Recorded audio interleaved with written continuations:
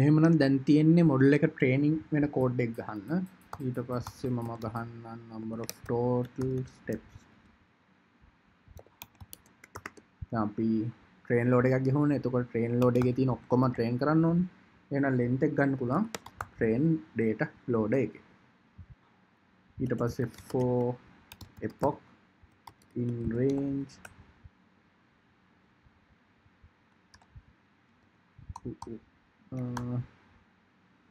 අපි number of epochs ගත්තනේ. number of epochs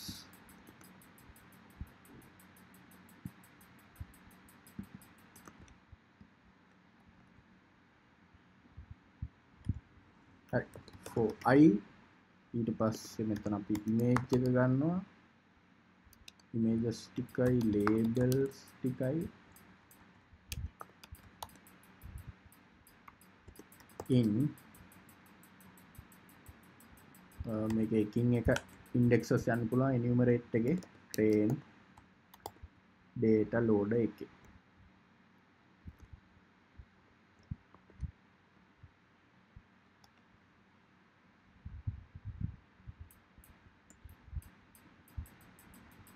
MNIST dataset එකේ original size එකන්නේ මෙහෙම 100 128 by 28 1 කියලා තියෙන්නේ මොකද data channel ඒ කියන්නේ channels එකයි black and white නේ මේක ආදිස්සේ color dataset එකක් වුණා නම් channels තුනක් බලා ගන්න තිබ්බා එතකොට ඊට පස්සේ අපිට images ටික ගන්න පුළුවන් reshape කරලා images ටික ගන්න පුළුවන් reshape කරලා -1 28 into 28 මේ 28 කතාව මෙතන 784 කියන්නේ 28 වාරයක් 28 dot to device ඊපස්සේ labels dot to device මේක හදිස්සිය ඒ කියන්නේ ඔයාලා GPU වලින් කරනවා නම් මේවා අනිවාර්යයෙන්ම කූඩවලට හරවන්න වෙනවා images වගේම labels ටිකක් දැනට CPU එකෙන් කරන් යන්නේ කිසි ප්‍රශ්නයක් නැහැ ඊට පස්සේ forward pass එක outputs equals වෙනවා model ඇතුළට images ටික දීලා loss criterion outputs labels MNIST එකේ තියෙන වාසියක් තමයි මේකේ class name එකම තමයි actual output name එකත් වෙන්නේ. ඒ කියන්නේ දැන් class එක කියන්නේ MNIST digits වල අංක 1 digit එක. ඒ කියන්නේ අංක 1. class 2 කියන්නේ අංක 2. දැන් ඕක cipher dataset වල නම් වෙනස් වෙනවා. මොකද ඒවැය තියෙන්නේ වෙන products. ඒ කියන්නේ වෙනම items හින්දා. දැන් මෙතන නම් ඉලක්කම් හින්දා ඒ class එකම ඒ ඉලක්කමට ගන්න පුළුවන්. මෙහෙම තමයි තියෙන්නේ. හරි outputs labels දැම්මා ඊට පස්සේ backward and optimize එක අපි කරන්න ඕනේ optimize 0 grad මේවෙන් මොකද වෙන්නේ කියලා මම එකින් එක කියලා දීලා තිනවා 0 grad වලින් මොකද වෙන්නේ PyTorch initial පටන් ගත්ත tutorial එක බලන්න පුළුවන් ඔයාලට loss.backward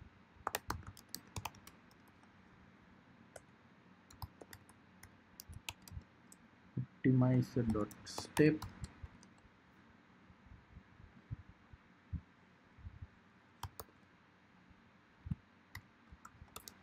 5 plus 1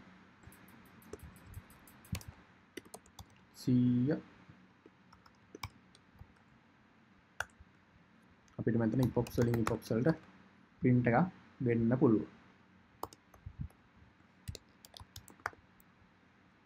epoch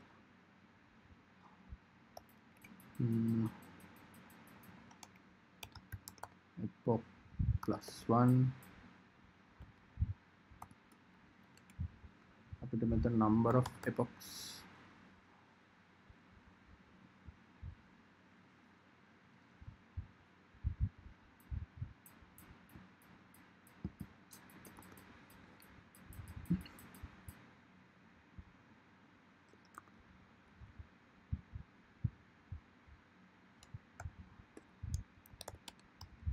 ස්ටෙප් එක ගන්න පුළුවන්.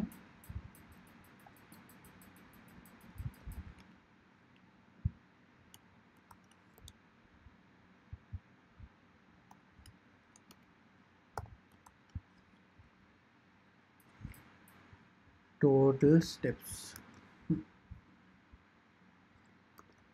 මේක නිකන් අර ඩිස්ප්ලේ වෙන්න මේක දාන්නම අවශ්‍ය වෙන්නේ නැහැ. නමුත් අර අපිට ඩිස්ප්ලේ එක බලා ගන්න පහසු වෙන්න තමයි මේ දාන්නේ. ඊට පස්සේ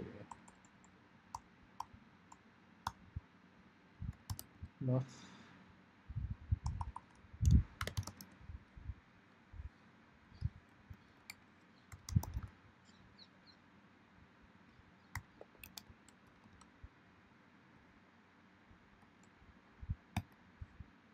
මේකට වටන්න. ඕකේ. දැන් එහෙමනම් අපි ට්‍රේනින් ස්ක්‍රිප්ට් එක ගහලා තියෙනවා. දැන් තියෙන මොඩල් එකේ ටෙස්ටිං ස්ක්‍රිප්ට් එක ගහන්න. මෙතනදී ඔයාලා දන්නවා කලින් වීඩියෝස් බලලා තියෙනවා නම් අපිට මෙතන ටෝච් එකේ කම්පියුට් කරන්න අවශ්‍ය වෙන්නේ නැහැ ග්‍රේඩියන්ට්ස්. මොකද මෙමරි එෆිෂන්ට් කරගන්න අපිට අවශ්‍ය හින්දාත් අපිට ටෙස්ට් වලදී ඒක අවශ්‍ය වෙන්නේ නැති හින්දා. එතකොට අපි ටෙස්ට් ෆේස් එකේදී මෙතන torch dot ඔයාලා දන්නවා no grad කියන එක use කරා. ඊට පස්සේ correct samples ගාන ඒ වගේම samples ගාන බිඳුවට initialize කරලා මම එහෙමනම් for images labels in test data set test loader පස්සේ අර විදිහටම අපි යන්න ඕනේ images equals වෙනවා images dot reshape -1 28 into 28 convert කළ device එකට 2 device labels label dot 2 device output model එක images ටික pass කරන්න මෙහෙම. ඊට පස්සේ max return value එක අපි ගන්න ඕනේ. මෙතන අපිට පළවෙනි output එක ගන්න. ඊට පස්සේ predicted කියලා මම එකක් දාන්නම්. predicted torch අපිට මෙතන torch වල argumentation එකේ maximum value එක outputs outputs.data number of samples එක අපිට පුළුවන්. එතකොට plus or equals labels dot size 0 0ත් එකේ තමයි අපිට එකේ sample size එක ගන්න පුළුවන්. ඊට පස්සේ number of correct ඒවා plus or equals වෙනවා predicted එක සමාන නම් labels වලට ඒක එතකොට sum එක අරගෙන dot item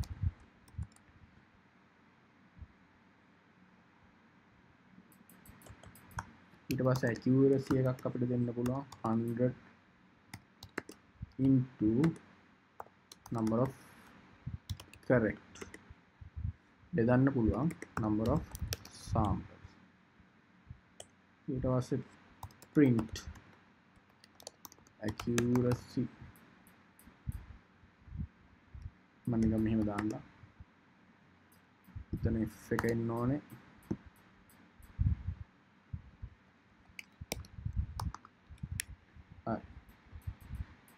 දැන් මේ තියෙන්නේ ටෙස්ටිං ස්ක්‍රිප්ට් එක ලිව්වේ. එහෙමනම් දැන් මේ ඔක්කොම කරලා අපි අන්තිමට මොඩල් එක සේව් කරගන්න ඕනේ. දැන් අපි Flask app එකේ අපි host කරන්න නෑනේ.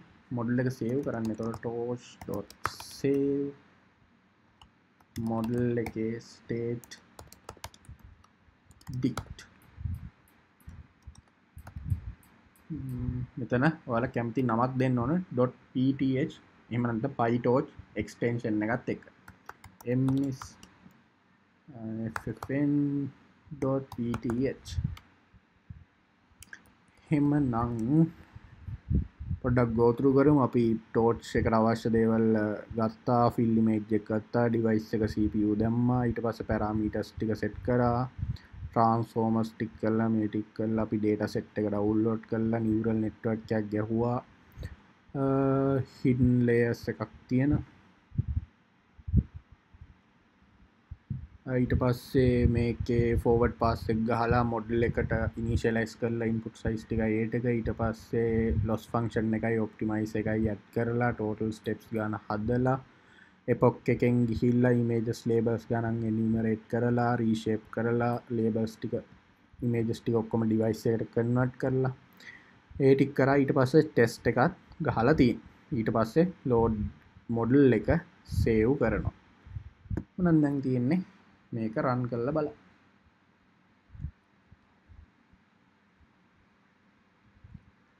ඔයාලට පේනවා අපේ ට්‍රේනින් එක යනවා. epoch ගානයි steps ගානයි loss එකයි display වෙනවා.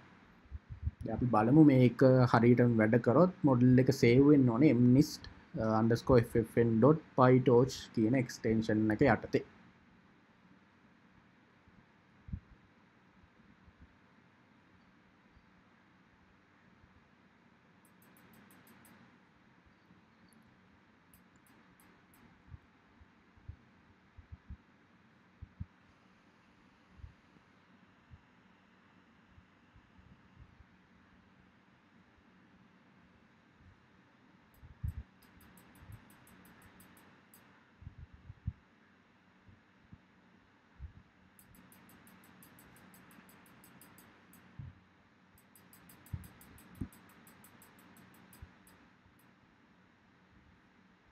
හරි මොඩල් එක සේව් වුණා. එහෙනම් දැන් අපේ ඊළඟ ස්ටෙප් එක සාර්ථකයි. ඇකියුරසි එකයි ඔක්කොම වැටලා තියෙනවා. ඒ කියන්නේ අපි මොඩල් එකක් දැන් කෝඩ් කරලා මොඩල් එක සේව් කරගෙන තියෙනවා. එහෙනම් දැන් ඊළඟට අපිට තියෙන්නේ මේක Flask එකේ දාලා අපිට API request එකක් දීලා response එකක් ගන්න පුළුවන් විදියට මේක host කරන එක තමයි. එහෙනම් ඊළඟ වීඩියෝ එකෙන් ආයෙත් හම්බ වෙමු.